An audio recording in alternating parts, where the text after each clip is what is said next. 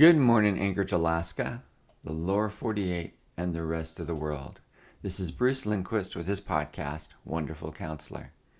If you've been with me, you know that I'm a Christ follower, and there is only one wonderful counselor, and that is my Lord and Savior, Jesus. You also know I've been a counselor for 39 years, and I've been writing and recording these podcasts for the last few years to an international audience.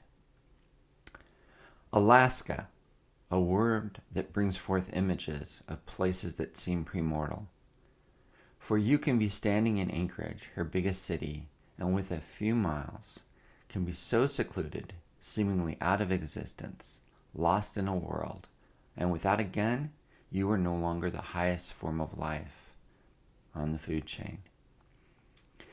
This majestic land, with sweeping glacier-carved valleys, teem with caribou, moose and bear and wolves, also has ravenous mosquitoes that can feast on your body in mere minutes.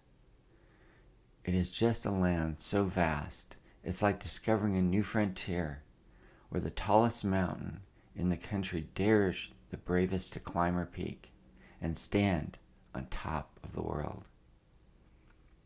People come to Alaska for many reasons: adventure, work, maybe this is where they were stationed.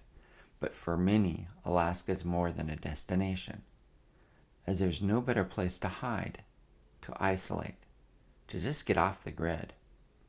Others, however, come to make peace with their past, start a new life. All are welcomed here. Tonight, Wonderful Counselor Podcast brings you Coffee House Theater. It's a new mini-series that is called Hide and Seek. A brief warning, this is a cautionary tale, one with adult themes and references. It's not for children. The location of this evening's episode begins in the city of Girdwood, Alaska, home of the Alaska Ski Resort, where we find a young woman and her friends enjoying the best steak in the state, if not in the entire country, at a fun little Cajun restaurant named the Double Muskie. If you haven't listened to Does Love Have an Evil Twin Sister, I encourage you to do so, as I reintroduced the main character. Candy stands about 5'9". Her sun-drenched complexion from Cali, where she played as a little girl, dancing on the waves, is starting to fade a bit. Her natural blonde hair still tosses when she gets excited, and her infectious smile seems to make everyone around her at ease. She was trying to enjoy her birthday. Her friends said together, "Make a wish," as a cake arrived with the number 28 all aglow. She closed her eyes and blew out the candles. She still remembers holding the gun to her head and pulling the trigger, and the miracle it didn't fire. How she met a newly widowed old man in a hospital and was introduced to love. Candy had many thoughts swirling in her head: a new life as a follower of Jesus, and the revelation she received to move to Alaska. That was just a year ago. She also was on a mission. As a child, her and her sister used to play hide and seek. She remembered like it was yesterday. Get ready, get set, go. I'm counting to 50. And then at the end of the countdown, letting her sister know, here she comes. Her sister now was hiding, and she would find her no matter what it took. She continued to pray for the day for her sister to say those words, "You found me." Candy's thought returned to the present. She sipped on a glass of rose wine, which was perfect complement to any Cajun meal. She was aware of the 1-drink-hour limit, and she figured, this being her second or third glass, she would enjoy the celebration for a few hours, as her rare pepper steak had yet to arrive, and then her mouth watered thinking about that dessert. She figured she had plenty of time, and if it wasn't for gravity, our story may have ended much differently. However, when nature calls, and it was getting quite loud, so she excused herself to go to the little girl's room. The ladies' room was occupied, and she noticed the men's room was open. She walked in and quickly closed the door and locked it behind her. She turned and saw a large, sultry picture of Marilyn Monroe staring at her, blowing her a kiss. She thought to herself, "Marilyn, what's a nice girl like you doing in a place like this?" Candy finished her business. Nature seemed satisfied, and she washed up. Then the text sounded on her phone. Candy stared at the phone in disbelief. She thought her heart was coming out of her chest. As the waves of anxiety hit her with such force, it briefly took her breath away. She looked again at her phone, at those words, "Help me." Candy knew she had little time, so she left. She just got in her car and headed back to Anchorage. The road along Turnagain Arm is the most picturesque in the world. During this time of year, between fall and winter, the trees are dressed in gold, greens, and occasional reds, with those snow-capped mountains in the background, overlooking Turnagain Arm. Candy was not thinking about the beautiful drive. As dusk had arrived earlier, she was completely oblivious as the rain started to pelt her windshield. She also wasn't aware of the wisps of the low-level fog lurking up ahead of her. Candy's mind was fixed on those words, "Help me," on her phone. It was like her sister was crying out to her. Candy then looked up. She could hardly see anything. The waves of fog lifted and fell as she clutched the steering wheel tight.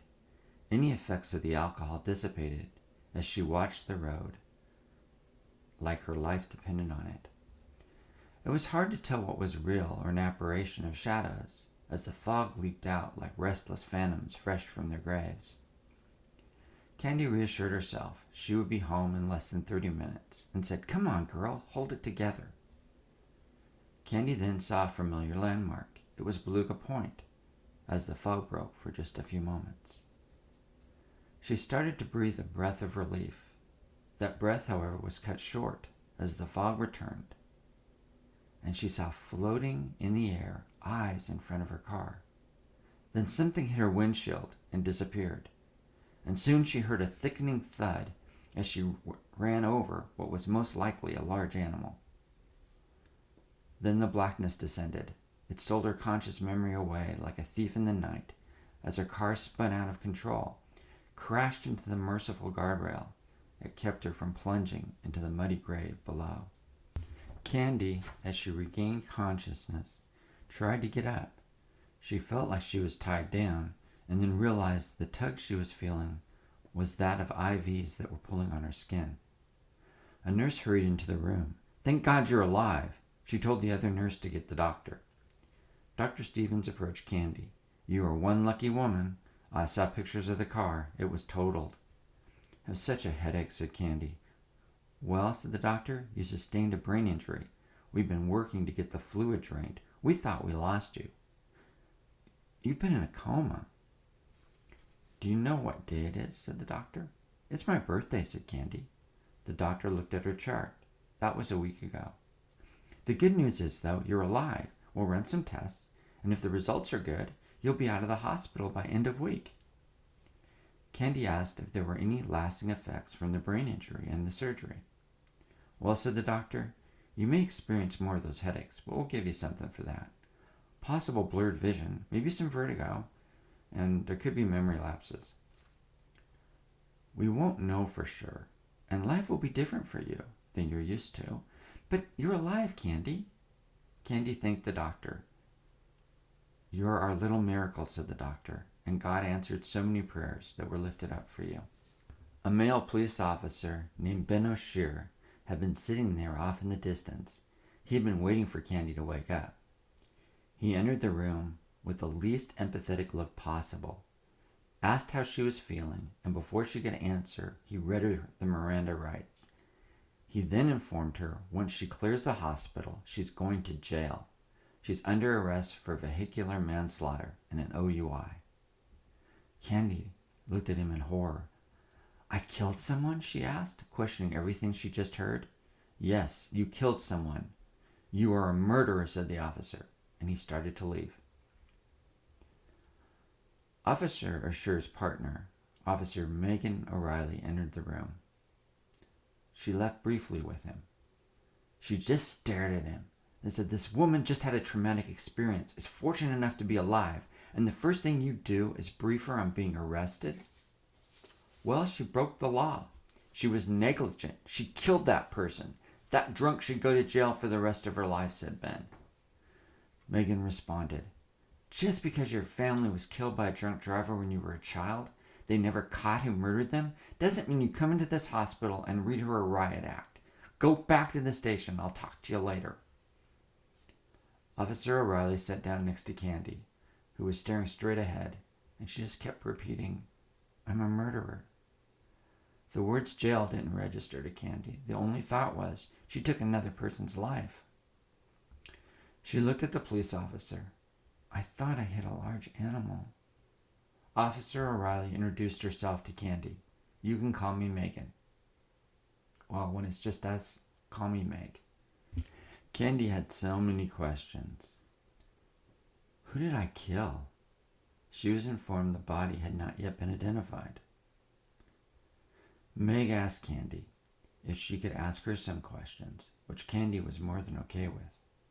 She had nothing to hide, so Meg proceeded. Candy answered, "My name is Candy McDowell. I was born in Southern Cal. I had been in Alaska less than a year." More questions. Candy shared all she could remember. She was still in a mental fog at times. Then clarity hit her like a lightning bolt. She almost jumped out of the bed. She screamed, "My phone! Where is my phone?" The officer located Candy's phone and returned it to her. She read her the text. It said, "Help me." Candy shared, "It's like the fog. It's hard to tell what I'm seeing or thinking or feeling, if it's real. But I did receive this text." Megan shared, "Okay, that part of your story checks out. But why did you leave without letting anyone know from the restaurant?" Candy shared, "That text was from her sister Bridget. She disappeared a little less than a year ago, and one of the reasons she came to Alaska was to find her." Candy showed Meg a picture of both of them. Candy explained, "We talked at least every week, and then the calls just stopped. Her calls and texts were not answered. She knew something was wrong." Candy continued, "The police know about this. When I arrived, she took her sister's picture to them. They issued an alert, but they couldn't find her. It was like she just vanished."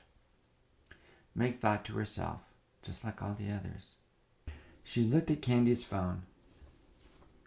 "You may have given us the break in the case we're looking for. The FBI has been involved. 3 different women have disappeared in the last year. Your sister is one of them. They had the technology to trace this phone. I don't want to get your hopes up, but maybe this will lead us to your sister." "I sure hope so," said Candy. "We just have to find her." Officer O'Reilly got back to her office. She called in Officer O'Shur. "Ben, I'm assigning you to another case."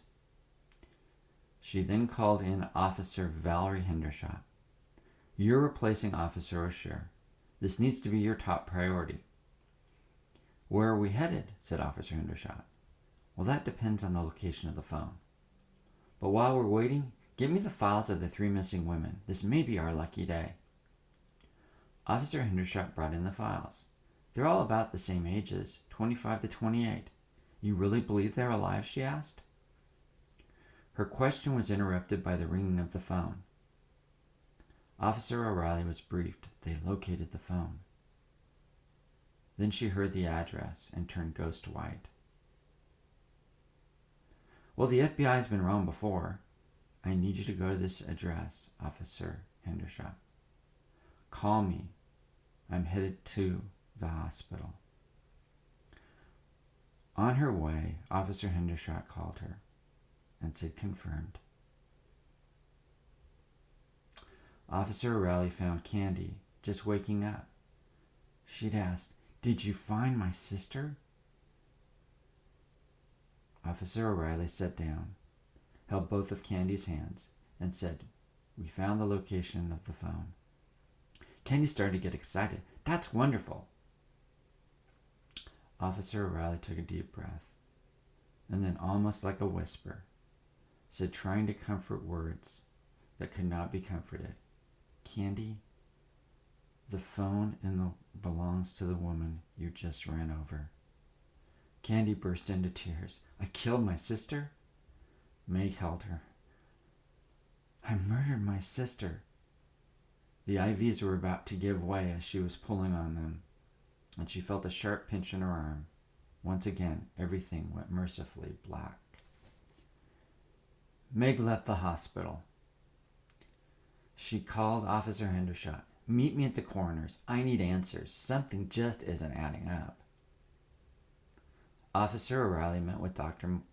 Orwell. What can you tell me? I need something, Doc. What was this woman doing running out in the middle of the road?